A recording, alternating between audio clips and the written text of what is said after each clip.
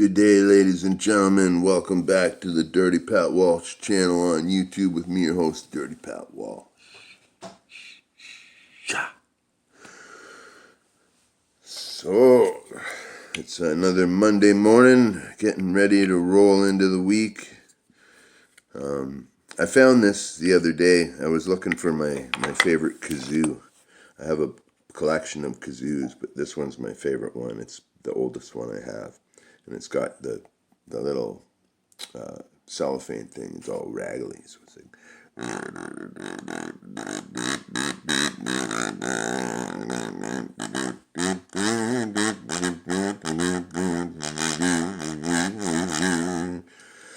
sorry, kazoo tangent. I love kazoos. I collect them. But while I was looking for that, I found this little gem of my collection. I bought this on tour in 2003 when I was crossing the country with the Silver Hearts. I bought two of them. I bought one in the key of C and one in the key of G, and I guess I've lost the one in the key of C.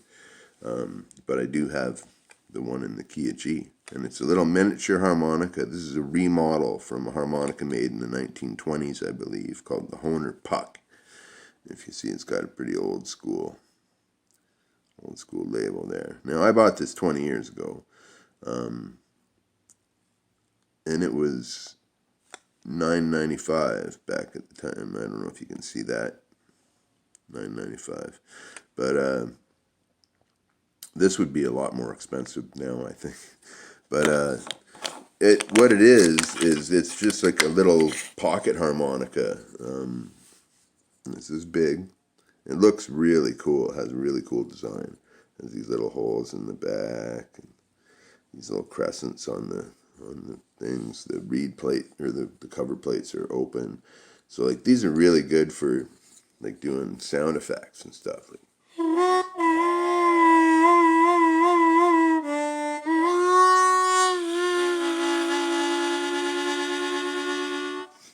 but they're not really playable on stage. They're too quiet. I've tried.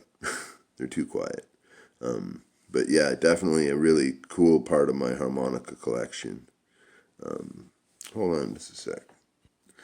Now, a while ago, Hillary sent me some harmonicas that she found in a junk shop. And she found this is a harmonica I always wanted as a kid, but I never bought it because I wanted to spend my money on larger, like better, like normal harmonicas. But I always thought this one was really cool. It's called the Vest Pocket Harp, and it's just a little teeny job, and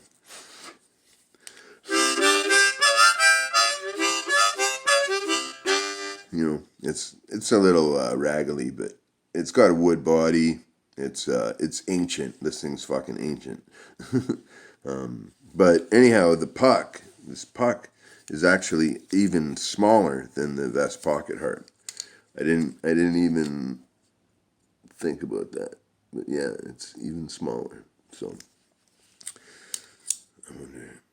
But you know what? It's not, because the reeds are in line with each other.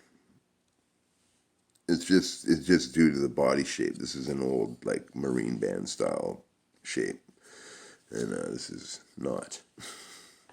So I don't know. Whatever. I'm going on about fucking weird harmonicas. Good morning, everybody. Happy Monday. I hope you're all having a lovely morning. I bought a Coke on my way home from my children's last night. I got this much left, and I'm going to drink it right now. So,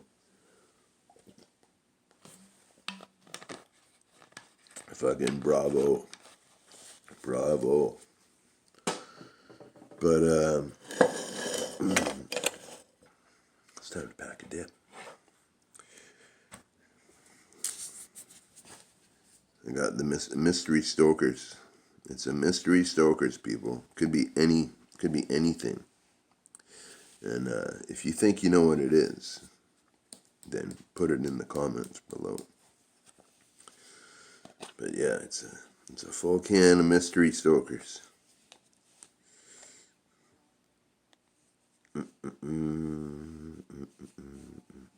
See, like this is when you pull out a dip of fucking Stokers, it's like that.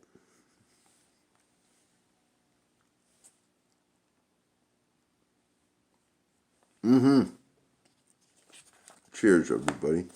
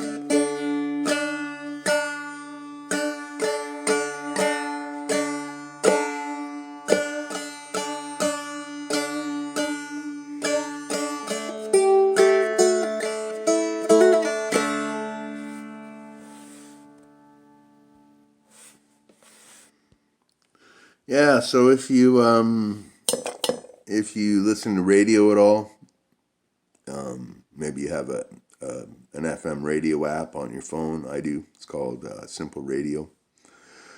You can listen to my radio show tomorrow. As I've said before, I usually say this multiple times a week, I think. Warehouse of Strangers, Radio, 92.7 CFFF FM, Trent Radio, in Peterborough, Ontario. So, please listen to my radio show if you can. It's really fun. You know, the coolest thing about doing a radio show, okay, is I'm kind of I'm not so technical savvy. Like I don't own a computer. I don't know really how to use a computer. Like honestly, I'd be lost if you gave me a computer job and said do this, and like I wouldn't know what to do. I'd have to claim defeat. But yeah, so cell phones, like constantly we're attached to cell phones. I watch a lot of YouTube in the day, I'll admit. When I run my Facebook group too. But whenever I can detach myself from my phone, it's almost holy. You know what I mean? Like you can walk the earth at the earth's speed, not the speed of cyberspace. And I really like that. Anyhow, how does that relate to radio? Radio, like we're an old kind of half analog, half digital studio, and it's just really great. Doing something that people. I don't know, like it just. I got my finger stuck in a kazoo. There we go. It's just really nice to go in and do like an old school radio show, and talk to people, and I know that people listen from quite a few faraway places, so that's kind of like a adrenaline charge, like at 2 minutes to 3 before I have to go into the studio, I'm like, holy fuck, I'm gonna be talking to people all over the world in a minute, and not a lot of people listen from all over the world, but I know I have listeners in all over the states. I think in Germany, um, maybe somewhere else in Europe. I don't know. Probably just the one. Okay, that's what I mean by all over the world. I mean all over the USA, um, in very sparse patches. And I don't have a big listenership, I don't think, but I think I have a bigger listenership than I probably think I do. So um, it's really thrilling and adrenaline rushing, to go in and I always start my shows with a Teenage Head song called "Picture My Face," and when I get that, as soon as I hear the opening of that song, it's like I'm in radio mode. I've done a video of me at the radio station, like just having my camera going while I'm doing a show before, and that's what it's like. I'm sitting in a booth with a pair of headphones, talking into a microphone, sliding fucking things on a soundboard, like, you pull your mics down, you put the auxiliary up, and picking songs to play. It's fucking fun, man. It's really, really fun. Trent Radio's been so good for me because, you know, it's like helped me break out of my shell. Like I kind of went into a couple years of recluse here. As people who followed me for a long time know all this stuff. Um, it was, it's, my YouTube channel kind of documents the time that I'm talking about. So if you watch all my videos for the last 3 years, you'll know where I've been and how my mind has been. So some of my old videos are right fucked, I think. Um, I was in a totally different headspace. But yeah, Trent Radio helped me bust out of that, and was a stepping stone to doing other stuff and getting back in the musical community and getting back playing in bands and doing shows and stuff like that. It was really helpful in many ways. And my friend Jill Stavely, who's been my friend and bandmate forever for 20 years now. She's the one who pushed me into doing it, and she kind of had to push me. It took a couple years, and yeah, I'm eternally grateful to Jill Stavely for that, because it was almost like tough love, like, nope, you're doing a show this year, and I'm signing you up, kind of thing, and yeah, it was just what I needed at the perfect time. So yeah, so please tune in to Warehouse of Strangers Radio tomorrow at 3 to 4 p.m. Eastern Standard Time, and we'll have a gas rocking out. Mm-hmm.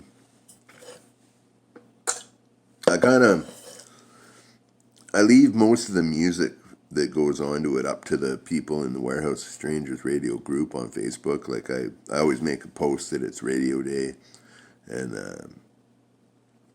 or Hillary does it for me, or and I always say I got room for, because I know how many songs I can play during the show, right? So, and I know what I want to play, and I have certain people who I ask every week, what they want to hear because they're very important to me.